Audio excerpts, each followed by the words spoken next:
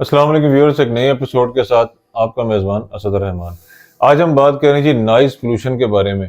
سچ پوچھیں تو یہ لفظ آج بھی کانوں کو بڑا عجیب لگتا ہے کہ نوائز پولوشن بھی کوئی ہو سکتی ہے، تو اتنی باتیں ہم کیوں کرتے ہیں، تو ہمیں ٹینس کرتی ہیں۔ نہیں، ایسا نہیں ہے۔ نوائز پولوشن دراصل پولوشن کی ایک بدترین قسم میں سے ایک قسم ہے۔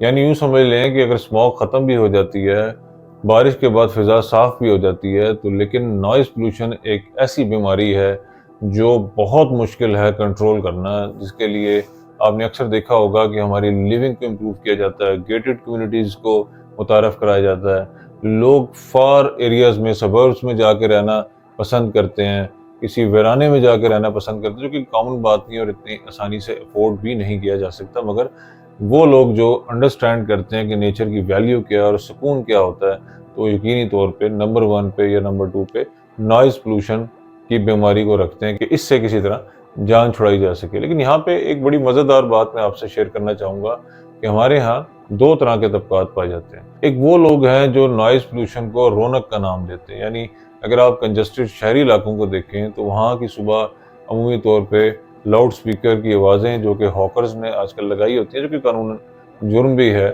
اکثر آپ کو کچھ بیچتے ہوئے نظر آتے ہیں، اور روٹین میں گاڑیوں کا شور، موٹر سائیکلز کا یا رکشاز کا شور وہ سنتے رہتے ہیں، اور اسی طرح ان کی جو ہے وہ گزرتی ہے زندگی۔ اور کئی ایسی جگہیں یعنی ہمارے بازار اور دیگر جگہوں پہ بھی سیم ہی روٹین ہمیں نظر آتی ہے۔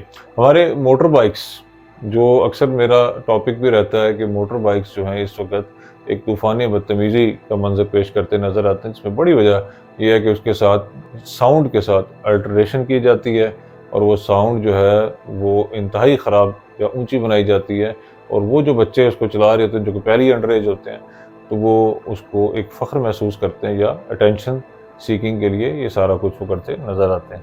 اب بات یہ ہے کہ ان گھروں میں جب شور شرابہ ہوتا ہے تو انہیں اس سے فرق کیوں نہیں پڑتا؟ یعنی اس کا مطلب یہ ہے کہ ہماری سوچ میں کہیں فرق ہوتا ہے۔ سوچ کا فرق دور کرنے کے لیے جو چیز کار فرما ہوتی ہے وہ ہوتی ہے انسان کی بیسک تعلیم، اور تعلیم کا درست ہونا بھی ضروری ہے۔ یعنی یہاں ہم بری طرح سے پھنستے ہوئے نظر آتے ہیں کہ ہم پڑھے لکھے بھی ہوں اور اگر ان چیزوں کو اگنور کریں تو اس کا مطلب ہماری تعلیم میں فرق ہے، یعنی ہماری جو تعلیم و تربیت کا مقصد تھا وہ کہیں نہ کہیں پورا نہیں ہوا ہے۔ تو بعد ہم دوبارہ آئیں گے نوائز پولوشن کی طرف، تو اس سے چھٹکارا کیسے حاصل کیا جا سکتا ہے؟ اس کا بڑا آسان سا کلیہ ہے، اور وہ اگر ہم سمجھ لیں تو اکثر میں اس پہ بات بھی کرتا ہوں کہ اخلاقیات جو ہیں وہ اگر درست طریقے سے ہماری سوسائٹی میں واپس نہیں آئیں گی یا پروان نہیں چڑھیں گی تو ہم اس بدتمیزی سے جان نہیں چھڑا سکیں گے۔ اکثر آپ نے دیکھا ہوگا کہ ہمارا ریئیکشن کیا ہوتا ہے اذان کی آواز پہ، جس طرح حکم بھی ہے کہ خاموشی کو اختیار کرنا چاہیے۔ بہت سارے ایسے مقام ہوتے ہیں جس طرح قبرستان ہے، اسکول ہے، آپ کا ہاسپٹل ہے، جہاں قانونی طور پہ بھی شور ڈالنا غلط ہے۔ اس کا مطلب یہ بھی ہوا کہ سکون کے ساتھ خاموشی جڑی ہے، یعنی اگر مریض شور سے اٹھتا ہے تو اس کو سکون چاہیے، اور سکون کے لیے شور کا نہ ہونا ضروری ہے۔ اسکول میں اگر آپ نے پڑھائی کرنی ہے اور کچھ سمجھنا ہے تو خاموشی کا ہونا ضروری ہے۔ اکثر آپ نے دیکھا ہوگا کہ اسکولز میں سزاؤں میں سے ایک سزا کی وجہ وہ یہ ہوتی تھی کہ جب بچے شور ڈالتے ہیں، یعنی استاد اس بات کو ملحوظ خاطر رکھتے ہیں کہ اگر کلاس میں شور ہوگا تو بچے نہیں سیکھیں گے۔ بالکل ایسے ہی اس شور شرابے کو اگر ہم دور کرنے کے لیے اپنی سمجھ بوجھ کو درست کر لیں تو ہمارے نظام میں بھی بہتری آئے گی اور ہم کو بہتر انسان بنتے ہوئے نظر آئیں گے۔ لائبریری کے اندر اکثر آپ نے دیکھا ہوگا کہ جگہ جگہ لکھا ہوتا ہے کہ خاموشی کو برقرار رکھیں۔ یہ ساری باتیں ہم کیوں آپ سے کر رہے ہیں؟